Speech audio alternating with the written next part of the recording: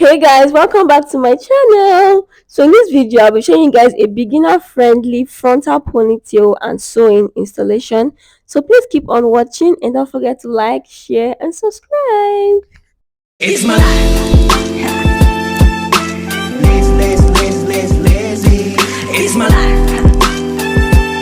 I got dirty, dirty, dirty, dirty, dirty. It's my life. So this is my client Miriam. She's so pretty, and this is the first time I'm meeting her. So as you can see, her hair is relaxed, which is a very good thing because frontal ponytail, for it to match your, for the lace to match your hair has to be relaxed. So I went ahead to use hair wax to um lay her edges before I actually pack the hair into a ponytail. Then I also use gel to like make it smooth, especially the back side of the hair. So I used a thread. I'm not using rubber band because I feel thread just makes it easier and does not hurt as much as rubber band would. So after I tied the hair, I went ahead to smoothing it. As you can see, I'm using my comb. Everything looks smooth and good. I'm still using gel to make sure the back, guys, it's very important you slick the back so that it can actually be smooth. Because I mean the upside will not show because the frontal and the lace will be covering it, but that back is very important. I used got to be spray, then I went ahead to use blow dryer just to tame all the small hairs that might be poking out from the ponytail. Then guess what? Frontal time. I went ahead to bleach my frontal knots. Guys, don't forget that frontal knots are very tiny. So I only leave my bleach in for like 2 minutes. Like that's the max. Because once you check it and you see that it's already getting blonde or it's already lifting, please wash it off. I don't know how people leave their bleach in for 30 minutes. I mean that's outrageous. But anyway, that's not the bone of contention here. So I went ahead to trim the lace. Then my client said she wants the middle of her hair to go back a bit. Then that's what I did. I sectioned it and I went ahead to trim off the excess hair or the excess lace, as you can see.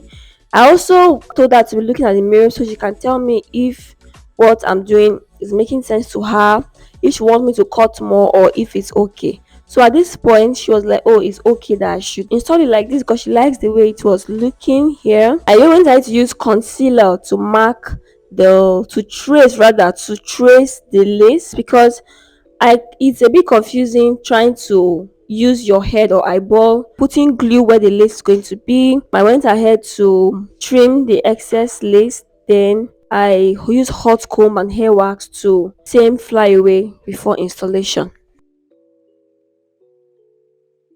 So I used glue, and guys, don't forget, I always tell you guys when I'm doing installation videos, always use thin layers. You can apply it a bit, but always spread it. Like it's very important to spread your glue so it can dry clear and very fast. Because if the glue is too thick, trust me, it will not dry as clear and as fast as you want it.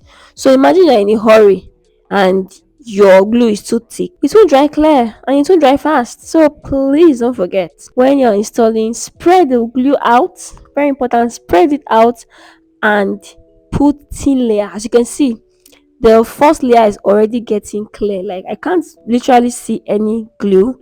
So I think I used 3 to 4 layer on this installation. So this is the second layer. As you can see, you cannot see any glue on top now, so I'm spreading it as I am putting the glue. Very, very, very important.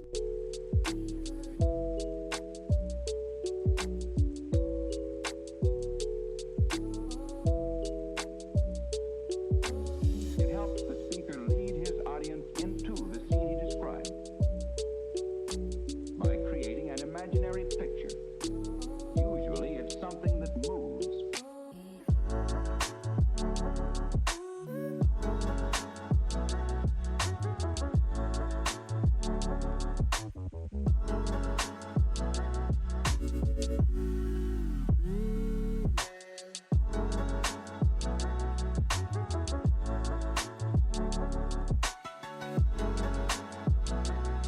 So now I'm going to clean the concealer before I actually place the lace on the glue. Guys, don't forget one tip I always tell my students: always make sure the lace is on the glue.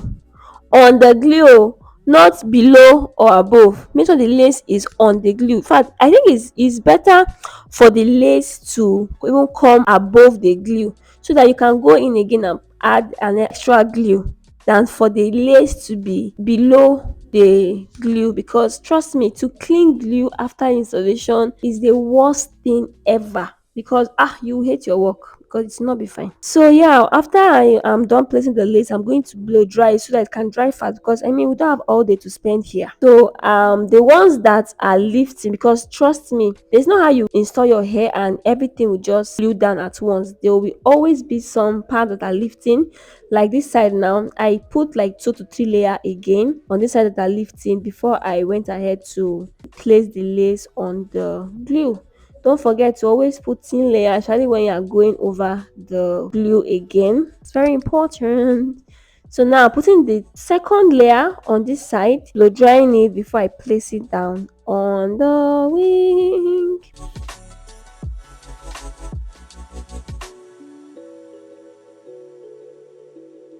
So I went ahead to sew the frontal to her ponytail. This gives it more security and it just makes the hair not to go anywhere. After I'm done with this, I use my Ebony Wonder melting spray from Belle's Beauty Base on Instagram. That she sells really nice, affordable hair tools. You should check out. The melting spray helps the lace to disappear a bit, and it just gives it more hold to support the glue that you've already used before to lay the frontal. I went ahead to use my melting band. This band is very important too. That's why when I tell clients, you should not remove the band, because the band helps the glue to stick to the lace very well. After doing that, I am trying to smoothen the hair. I sprayed my sprit hold on the hair. Then I went ahead to use my hot comb to just make sure that the hair is smooth. Because I mean, if your hair is not smooth, what exactly were you doing since? Because I don't understand. I went ahead to use another band to flatten the frontal area, that's the middle part. As you can see, this is me using the hot comb. The hot comb was very, very hot. It helps to still flatten the hair after you put your sprit foot or your got to be, whichever one you decide to use. Just make sure everything is smooth, because your work has to be neat. I mean, you're working with clients. Your work has to be neat, because you don't want them to come back and start complaining that, oh, it did not. I mean, things can happen, mistakes can happen, but you have to try your best to make sure, okay, you gave it your all. Now I'm gonna I braided the hair, then I'm sewing the hair together before I go ahead to start my sewing for the ponytail. This hair took close to like 3 hours. Like I am literally compiling 3 hours into 13 to 14 minutes video. It's not easy, but yeah, if you understand, you get it. For those that get it, they get it. If you don't get it, forget about it. So now I call the hair. She said she wants calls, so I called the hair to hold the calls in place after I've done my videos, because she's going for her birthday shoot the next day. I didn't want to like wait till the next day before I actually get content to post. So I told her I'll take a video. Then she was so tired. She was so tired, because I mean, sitting down for hours is not easy. But I mean, beauty sometimes is pain, so you have to chill. I'm ready to be. When is the wedding? We want to come and eat fries. No, no. You can even you can even coil it, like coil it and leave it like this. But if I coil it, it will not stay. Because so should I do the soup? Just do the soup bar. Now when I'm looking at it like this, it's fine. It's looking fine. We should leave it quiet. Should we leave it back?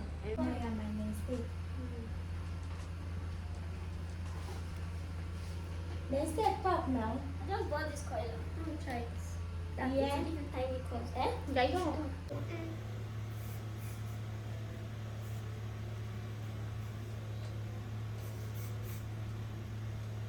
Guys, I just bought this coiler from Belle's Beauty Base, and I was like, let's try out a cause now, because the normal big coiler does not hold well. I use it for my brother's styling, but I've been meaning to buy this thing for a very long time. Do you like it? I really love the way it came out. Like the cost does not drop on time, which is why I really love it. So any bridal styling that involves me coiling the side like this is definitely what I'm going to use, because I mean it's just so beautiful. And as you can see, she liked it.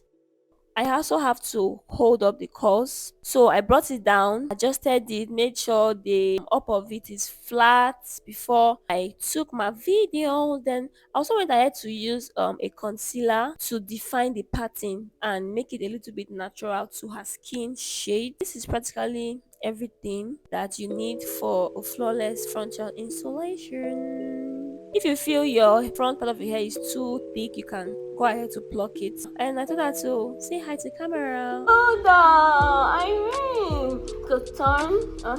Show us the hair. Carry your head up. So at the back we show too. Come on.